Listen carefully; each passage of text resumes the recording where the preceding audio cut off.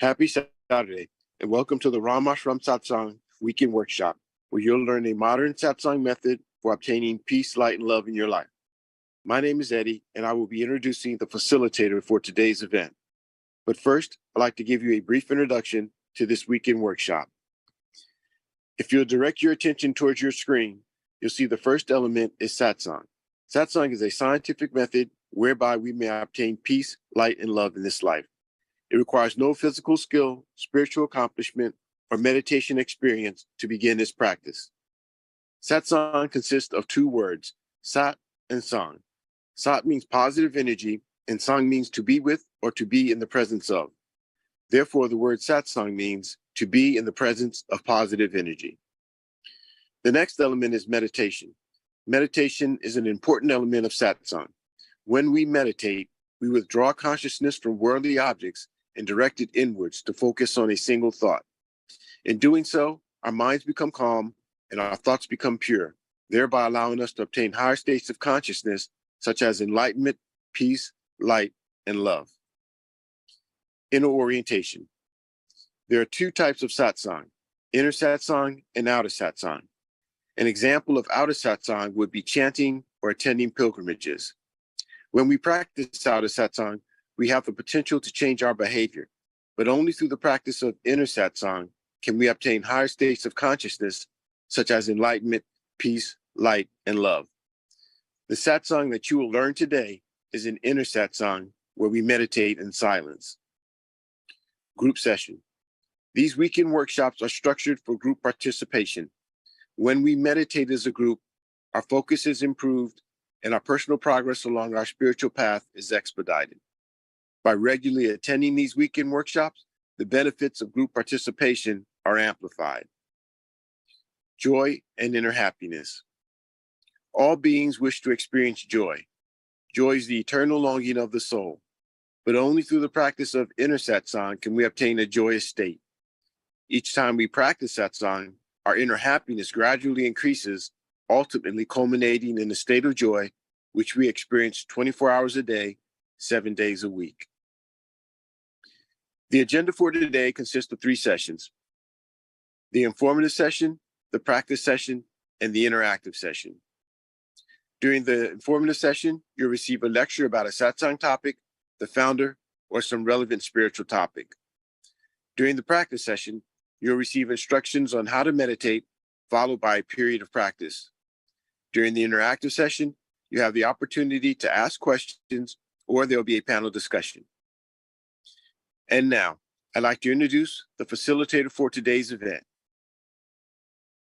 He has over 40 years of satsang experience.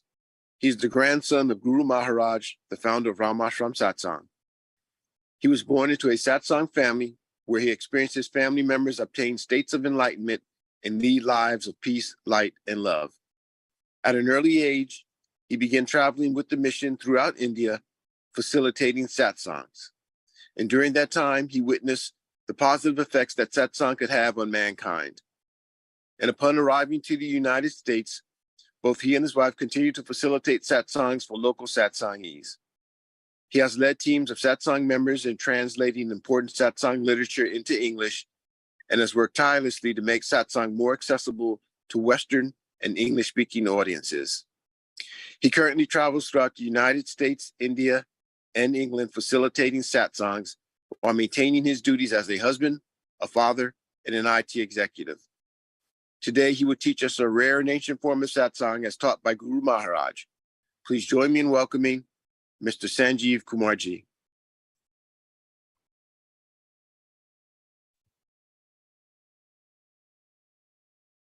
So happy Saturday, everyone. Good morning.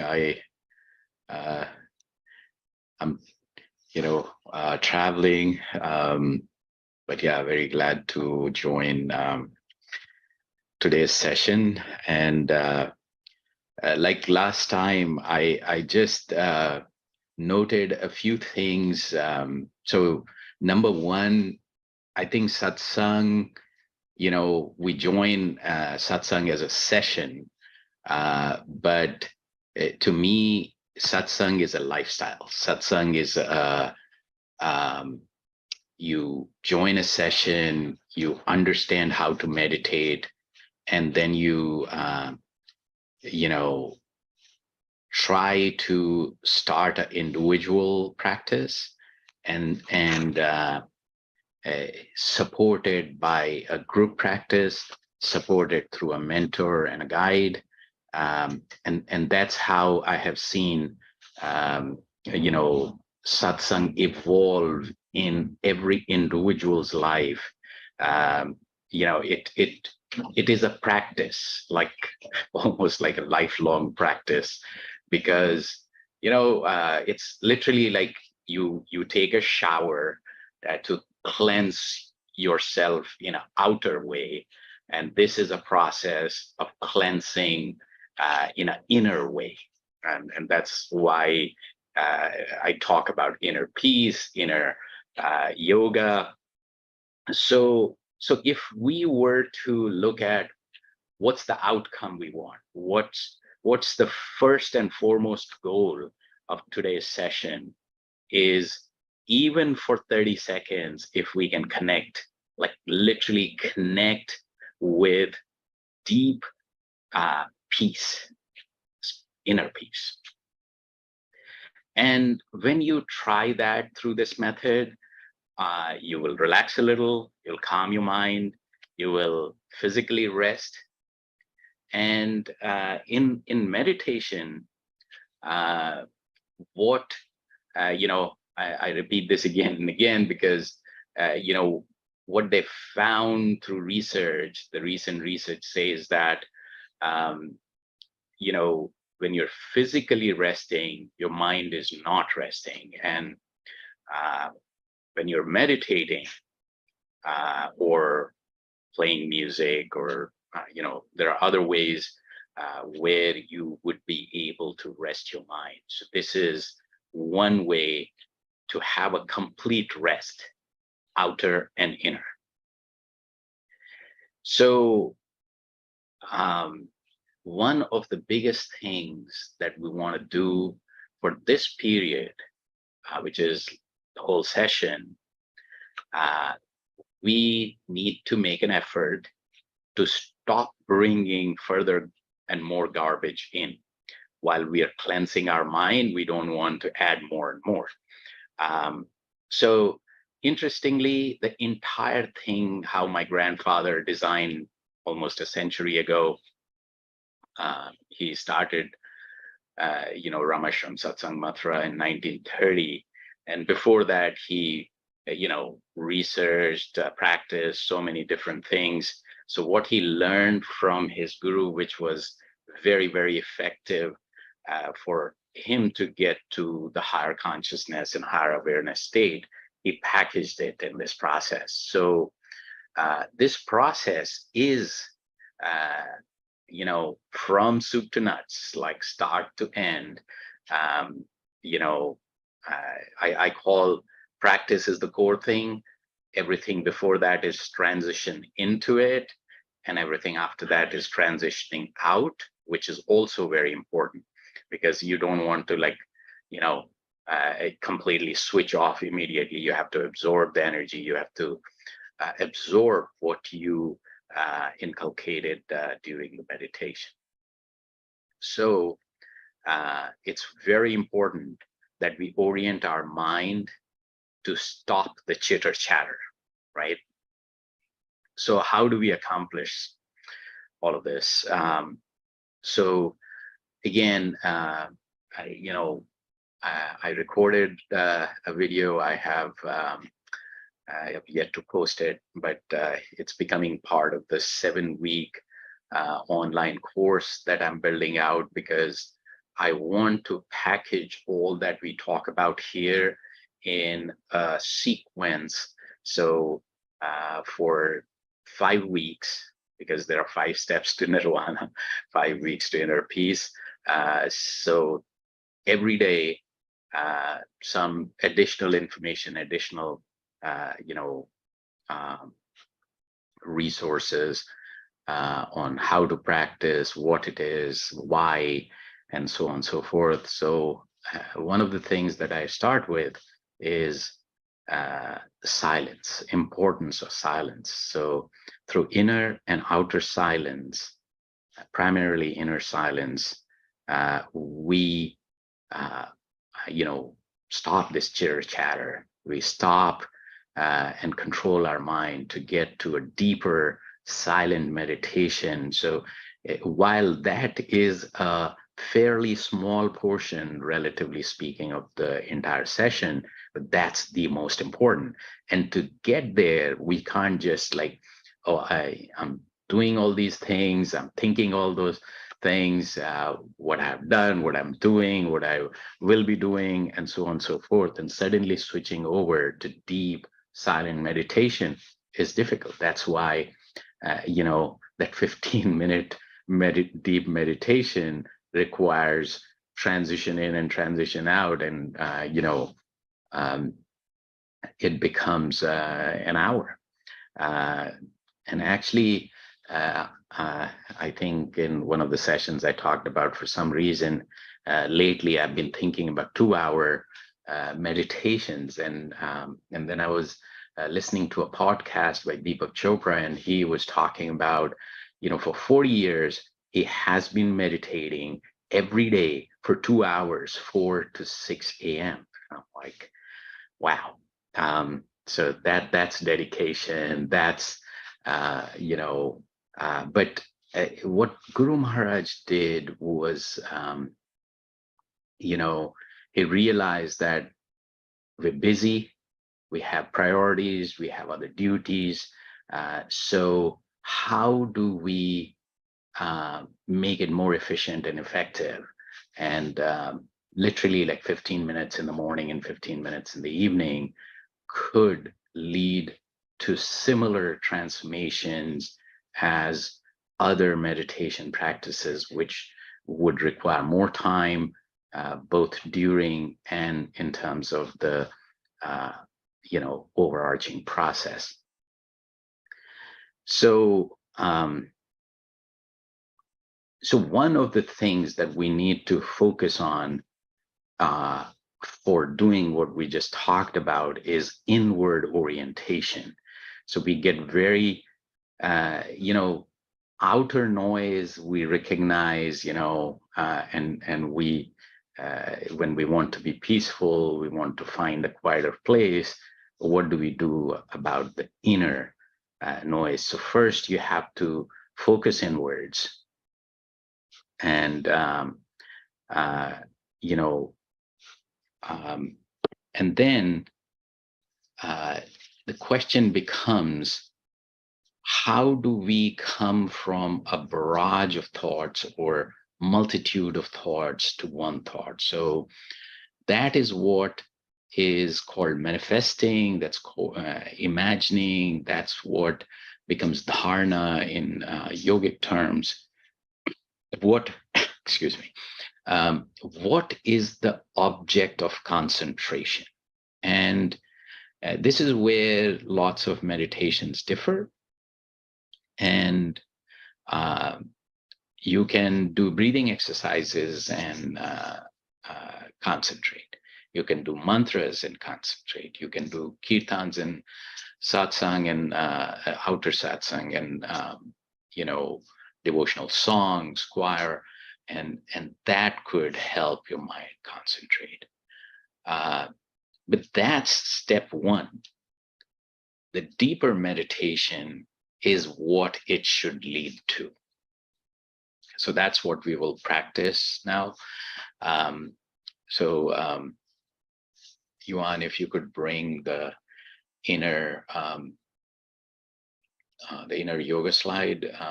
So let's just talk through the inner yoga steps. So inward orientation, concentration, and then deep meditation and higher consciousness are the 4 limbs out of the 8-limb framework that Maharishi Patanjali talks about in Yoga Sutra. So that's why I want to call these 4 out of the 8 as inner yoga. And that's what we will practice now. So inward orientation, what we do is close our eyes lightly and sit in a relaxed posture. So both for the same purpose that mind gets distracted when the body moves and the sensory input comes through the eyes. So eyes lightly closed and a still relaxed posture. Just close your eyes and observe that your body is completely comfortable and you can stay still in this posture for next 15-20 minutes. Now the second step is concentration. What should we concentrate on? So take the high road, take beyond the worldly objects, this transcendental energy. Feel the presence of this transcendental energy in form of light right here, right now, in front of you, around you, surrounding you. You're just, in the presence of and connecting to this transcendental energy in form of light. And that light is entering your heart and enlightening your heart. And from there, this energy, this light is going to every nook and corner of your body. You're getting totally and completely immersed in this light. Now, this is our thought that we focus on, we concentrate on. Mind will wander away. Mind will want to do breathing, will want to do some other things we are comfortable with. But if we want to go into deep silent meditation, at this point, just observe this energy and this thought that we are completely surrounded by it. It's enlightening our heart, our complete body, and we're so immersed in it, we're becoming this energy. Mind wanders away, we bring it back. That's also inward orientation. So when mind will wander away, so once you realize it has wandered away, what you'll do is give this instruction to your mind again. We are in the presence of this transcendental energy in form of light. That light is entering our heart, enlightening it, and then this light is going to every part of your body, and you're getting completely and totally immersed in this. We'll start with music, but you keep this process on, and then we'll go into deep silent meditation, and then we'll transition out with music again. Let's start.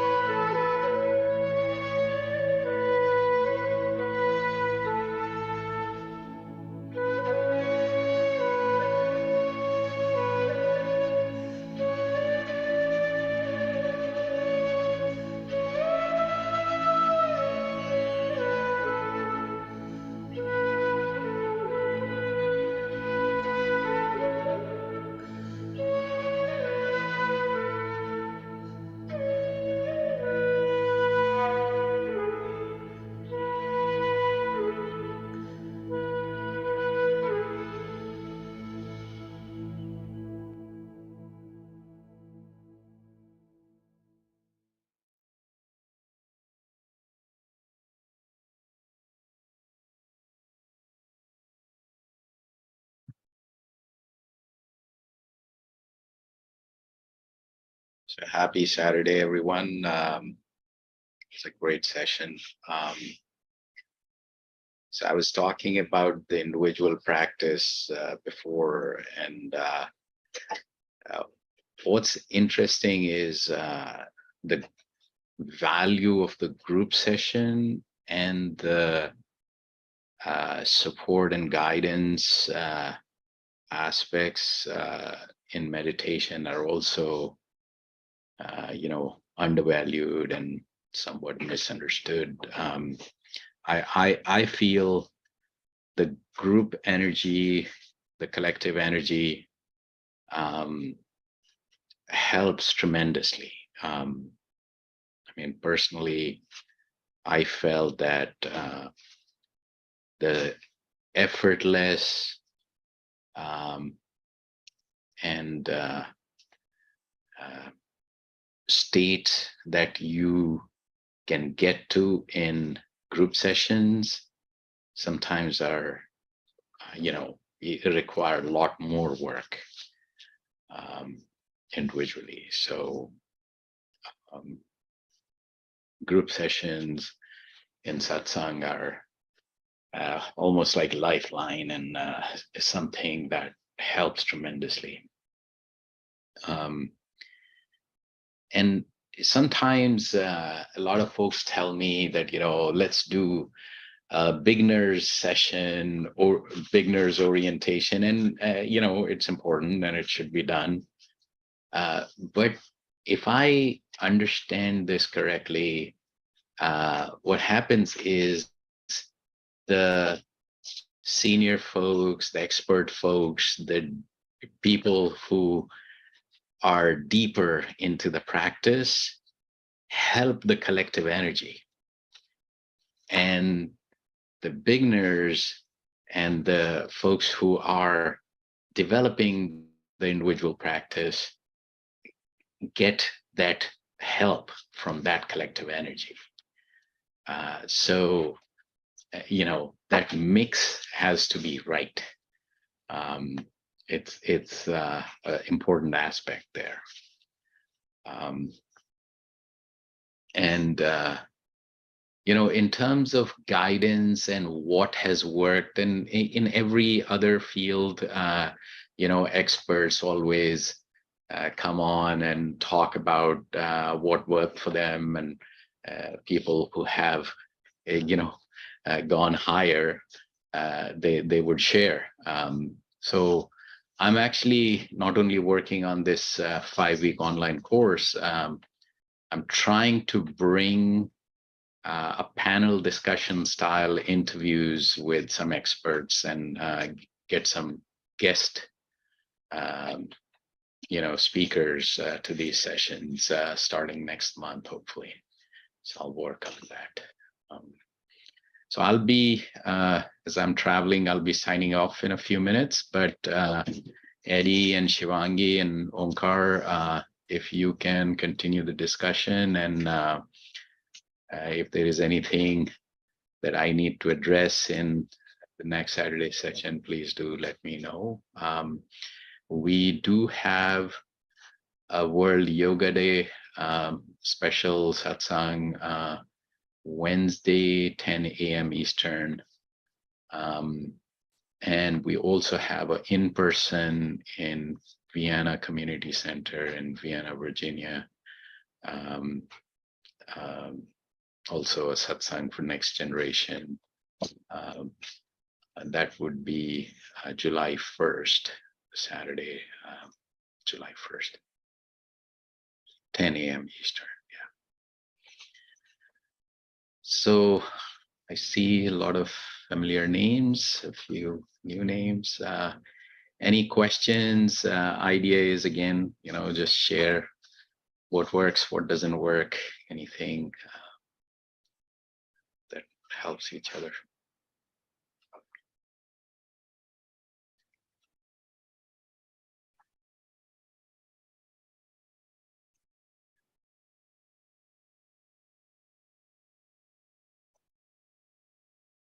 So Natalie, Al, Steve, Taru.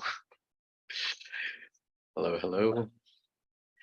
Kelly, Jeff.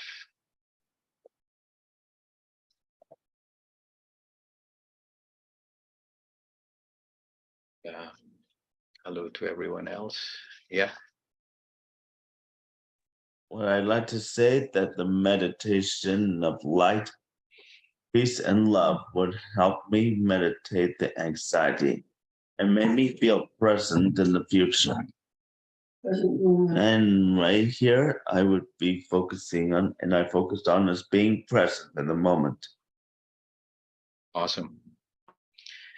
Yeah, that actually reminds me, anybody who has practiced, the higher levels of this practice will make you embody light, which depicts clarity and knowledge, love, which is almost an unconditional and limitless connection and bonding with nature and consciousness, all living beings, and beyond, and that of inner peace and inner happiness, joy. So all that just comes as a packaged bundle. Yeah, there are stages, but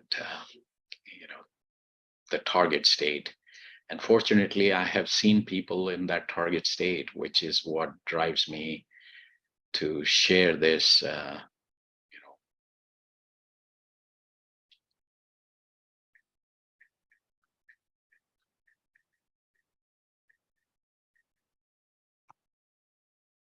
So Natalie, Steve, Kelly, any comments, questions? Hey, Steve, how are you? Very good. It's been a while since I've been able to make a group session, so it's good just to connect to the energy again. And you were a teacher, right? Yes. Yep. Yeah, So, yeah, I remember that. And I was listening to one of my class fellows around some of the practices of various deeper ways in which you learn, and his mother was a teacher, and they pulled together a whole package. I'll see if I can share that with you. But learning itself is such a complex process, and going deeper into it, I mean, there are so many aspects, and how we can become better learners, and meditation, I think, helps us become a lifelong learner, in my that is the goal as a teacher, is just to continue to learn. There's a lot of joy in that, being able to share your experiences with others. Yeah. But it's just good to connect. Absolutely. Thank you. Yep. Yeah, connecting with the deeper self, the deeper I, Yeah. Thank you, Steve. So Natalie, I see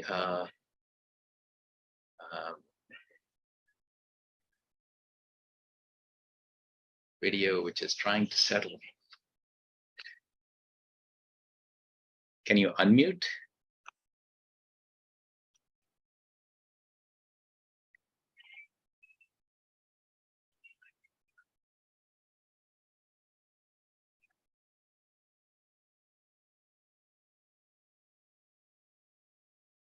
So on that note, happy Saturday, everyone, and have a good week ahead. Eddie, take over from here. Thank you. Namaskar.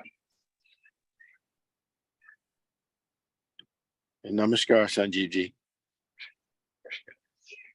Thank you, everyone. I'm glad we were here. So happy Saturday, everyone. In wrapping up, I just want to remind everyone of a very important lesson. There was a lot that was discussed today. in a summarized form, but there's one important lesson that should be taken away from this, and that is that we help others when we help ourselves. And so what we've experienced thus far in our lives is that living in the world we live in now, which is very materialistic, we find ourselves to be suffering. And so we look for a way out of that. And satsang is that path for us to find that peace and happiness. And what happens? We begin to connect with that light. And we find that when we're in that light, we're more peaceful, we're more tranquil, we're more joyous. And so we practice satsang so that we can maintain that state 24 hours a day, 7 days a week. And so each and every day we practice, and that's our ultimate goal. Now, what happens during this period of us trying to become this better person and uplift ourselves? We're faced with these negative forces that say, "Oh, you don't have time to do this. You have to help this person. You have to do this. You don't have time to meditate." But this is not true, right? And what we have to do is persevere and say that if we want to help others, if we want to help the world that we live in, then the first thing we have to do is help ourselves. If you don't eat and you don't drink, what good are you to the people around you?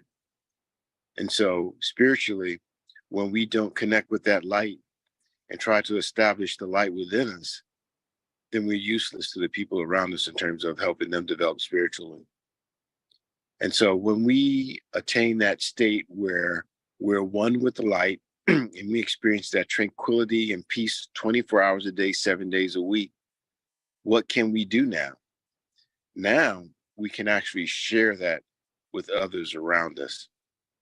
And I think, one of the things we experience in life is a lot of joy when we can take someone who has a frown or is unhappy and sad and turn that frown into a smile, and take someone who's sad and unhappy and make them happy, right? And so when you have that type of light within you, 24 hours a day, 7 days a week, you can in fact do that.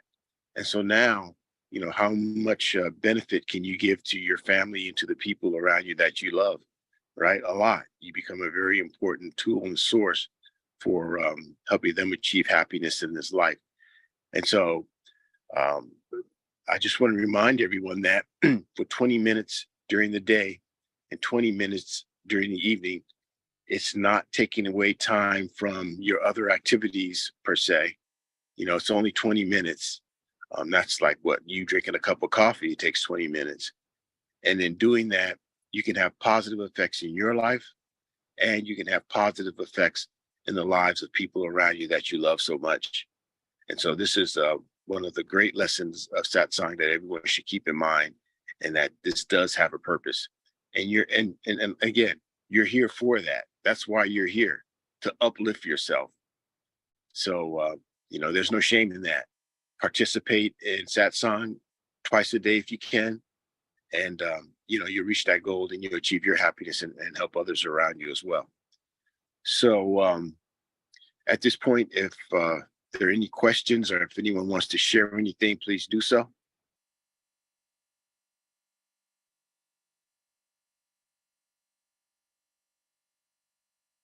Okay, if there are no questions and no one wants to share, then we can wrap up today's satsang. I appreciate everyone for being here. And as we normally sign off, we say practice, practice, practice. So please do that, and have a great week, everyone. We'll see you next week. Bye, everyone. Thanks, Eddie. Bye, everyone.